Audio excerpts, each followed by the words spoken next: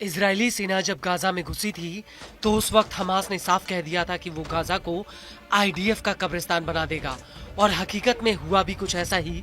Gaza को खंडर में तब्दील करने के बावजूद आईडीएफ हमास का सफाया नहीं कर पाई। उल्टा गाजा के इन्हीं खंडरों से हमास के लड़ाकों ने आईडीएफ के सैकड़ों सैनिकों का शिकार किया। यहाँ तक कि गाजा की गलियों में हमास ने बारूद बिछा दिया था। इस बारूद में आईडीएफ के बाहुबली कहे जाने वाले मेरकावा टैंकों के परकच्छे तक उड़ गए। गाजा की हर गली में आईडीएफ के सैनिकों की चीखें अभी भी गूंज रही हैं, जो इस बात की गवाह है कि इजराइल का गाजा पर हमला करना उसकी एक ऐतिहासिक भूल साबित हुआ है। उल्टा अब उसे हमास के बड़े बड़े और खूंखार कमांडरों को रिहा करना पड़ रहा है। और ये बात भी किसी से छिपी नहीं है कि हमास के छोटे छोटे रॉकेटों के आगे इजराइल के बड़े बड़े एयर डिफेंस सिस्टम्स की हवा निकल गई। और अब इसी कड़ी में एक ऐसा खुलासा हुआ है जो इजराइल को उसकी ताकत का आईना दिखाता है। ये खुलासा ये बताता है कि 7 अक्टूबर 2023 को हमास ने इजराइल पर जो हमला किया था वो ये दिखाता है कि इजराइल की इसे रोकने और इससे निपट पाने में कितनी बड़ी विफलता रही है। दरअसल इजरायली न्यूज एजेंसी 12 ने कहा है कि 2 फरवरी 2024 को 7 अक्टूबर हमले को लेकर जो जांच बैठाई गई थी उसकी ऑपरेशनल जांच रिपोर्ट आईडीएफ प्रमुख हर्जी हालेवी के सामने पेश की गई। इस जांच में इजराइल के एयर डिफेंस सिस्टम आयरन डोम की कलाई खुलकर सामने आ गई है।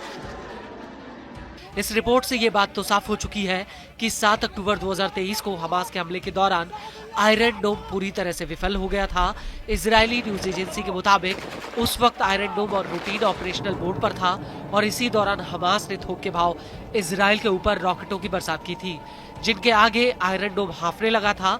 आपको बता दें कि इस जांच में 2 सबसे बड़ी विफलताएं बताई गई हैं, जिनकी वजह से आयरन डोम रॉकेटों को सक्रियता से इंटरसेप्ट नहीं कर पाया।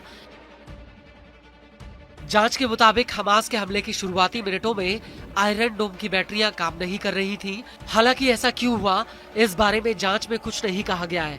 इसकी वजह से शुरुआती मिनटों में हमास के रॉकेट धड़ाधड़ इजराइल में गिरे थे।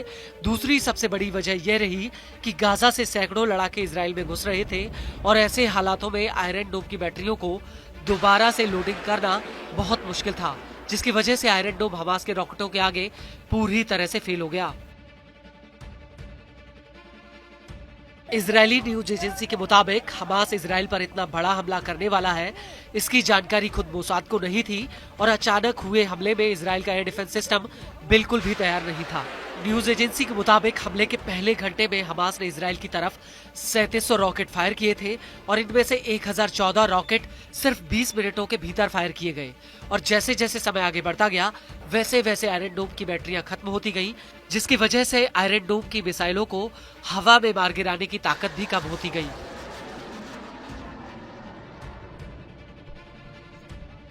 न्यूज एजेंसी के मुताबिक गाजा से फायर किए गए कुल रॉकेटों में से आधे रॉकेट इंटरसेप्ट नहीं हो पाए और ये रॉकेट सीधे गाजा से लगी इजरायली आबादी के इलाके में जाकर गिरे थे।